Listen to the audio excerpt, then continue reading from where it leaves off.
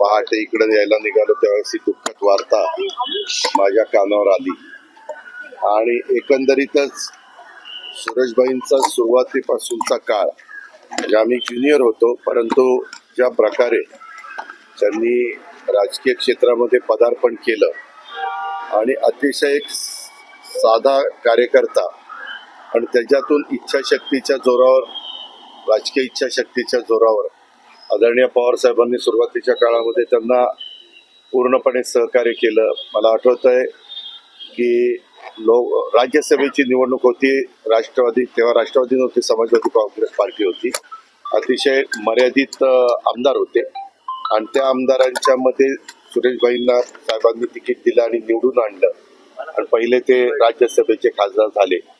तेव्हापासून सुरेशभाईंनी कधी मागं वळून बघितलं नाही. पुण्याच्या अनेक महत्वाच्या निर्णयामध्ये त्यांचं योगदान होतं. PV नरसिंहरावजींच्या सरकारमध्ये ते रेल्वे मंत्री म्हणून त्यांनी काम केलेलं. त्यावेळेस त्यांच्याकडं पूर्णपणे कारभार होता, स्वतंत्र कारभार रेल्वे विभागाचा दिलेला होता. त्याही काळामध्ये रेल्वेमध्ये अतिशय वेगळ्या प्रकारचं काम त्यांनी करून दाखवलं.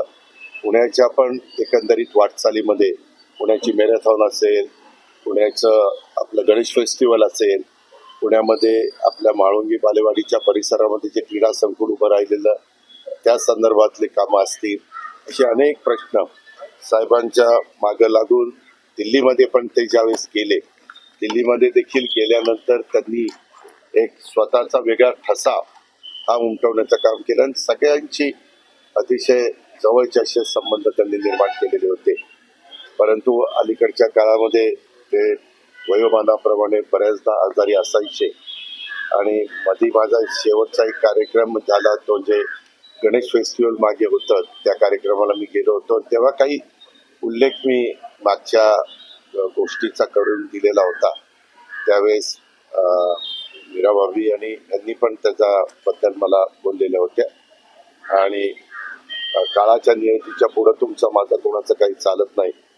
आज ज्यांनी बरेच काळ पुणे महानगरपालिकेवर, पुणे शहराच्या राजकारणावर, पुण्याच्या एकंदरीत विकासावर अनेक वर्ष काम केलं, अनेक वर्ष त्यांचा एक पगडा आपल्याला सगळ्यांना पाहायला मिळाला.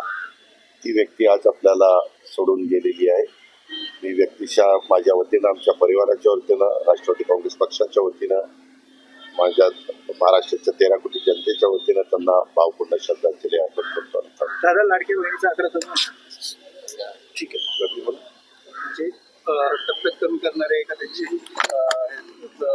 सध्या आम्ही सगळेजण निवडणुकीच्या धामधुमीमध्ये आहोत.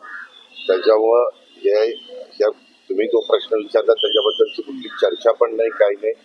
उलट मी असेल, देवेंद्र फडणवीस राज्याचे मुख्यमंत्री असतील, आपले उपमुख्यमंत्री एकनाथराव शिंदे असतील किंवा त्या खात्याचे मंत्री आदिती तटकरे असतील, आम्ही सातत्याने सांगतो की ही योजना आम्ही आमच्या लाडक्या बहिणींच्या करता सुरू केलेली आहे आणि ती आमची शेवटपर्यंत चालू ठेवण्याची इच्छा आहे. नवनवीन घडामोडी पाहण्यासाठी स्टार महाराष्ट्र न्यूजला सबस्क्राईब करा आणि ताज्या बातम्यांचे अपडेट मिळवण्यासाठी बेल आयकॉनला प्रेस करा आणि परिपूर्ण बातमीबरोबर रहा, इतरांपेक्षा एक पाऊल पुढे.